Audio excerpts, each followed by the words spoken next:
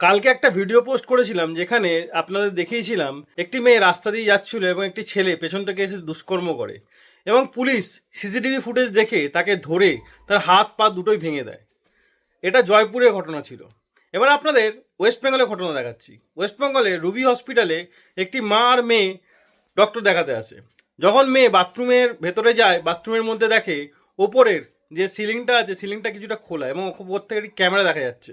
সে video করে এবং যখন চিৎকার চেঁচামেচি করে তখন সঞ্জয় জানা নামে একটি ছেলে এসে সেখান থেকে সেই ফোনটি বার করে নিয়ে যায়, নিয়ে চলে যাওয়ার চেষ্টা করে, কিন্তু মেয়েটি এবং তার মা তাকে কিছুতেই যেতে দেয় না এবং তাকে প্রেশার করে যে তুমি এটা কেন করছিলে এবং এটা কার কথায় করছিলে, সে কিছু উত্তর দেয় না। যখন সে বাড়ির লোককে ডাকে এবং একটি সাংবাদিককেও ডাকা হয়, সাংবাদিককে ডাকার পর উনিও এই পুরোটার রিপোর্ট করেন।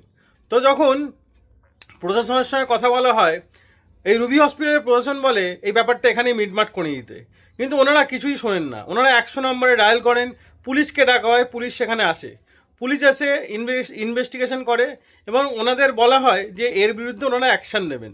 ওনাদের সেই ব্যাপারটা বিশ্বাস হয় না, সেই জন্য ওনারা আনন্দপুর পুলিশ স্টেশনে গিয়ে এর বিরুদ্ধে, এই সঞ্জয় জানা ছেলেটির বিরুদ্ধে কমপ্লেন করে। একটি পোস্ট অনুযায়ী 24 ঘন্টা হয়ে গেছে, এখনও কোনো অ্যাকশান নেয়নি, কোনো ছেলেটিকে অ্যারেস্ট করা হয়নি। একটা জিনিস ভাবুন, এই আনন্দপুর থানা এখানে কমপ্লেন করা হয়েছে, ওনার বাড়ির লোক যদি থাকতো সত্যিই কি 24 ঘন্টার মধ্যে এই ছেলেটি অ্যারেস্ট হতো না? তো ভাবুন মেয়েদের সুরক্ষা যে কোথায় দাঁড়িয়ে আছে। একটা একটা মেয়েদের বাজে ভিডিও করা হচ্ছে এবং সেটা কোথায় ইউজ করা হবে তার ঠিক নেই, সেটার বিরুদ্ধে কোনো অ্যাকশন নেওয়া হচ্ছে না। জাস্ট ইমাজিন করুন কি অবস্থা ওয়েস্ট বেঙ্গলের। ওয়েস্ট বেঙ্গলের আইনি ব্যবস্থা কোথায় এসে দাঁড়িয়েছে এবং মেয়েদের সুরক্ষা কোথায় এসে দাঁড়িয়েছে। মেয়েটি ভিডিও করে আনন্দপুর থানায় দেখানোর পরও 24 ঘন্টা হয়ে গেছে, এখনও পর্যন্ত অ্যারেস্ট হয়নি। হয়তো এই ছেলেটির অনেক উঁচু লেভেলের পাওয়ার আছে কিংবা এই ছেলেটির ওপরে কোনো নেতা মন্ত্রীর হাত আছে, তাই ছেলেটা হয়তো অ্যারেস্ট হয়নি।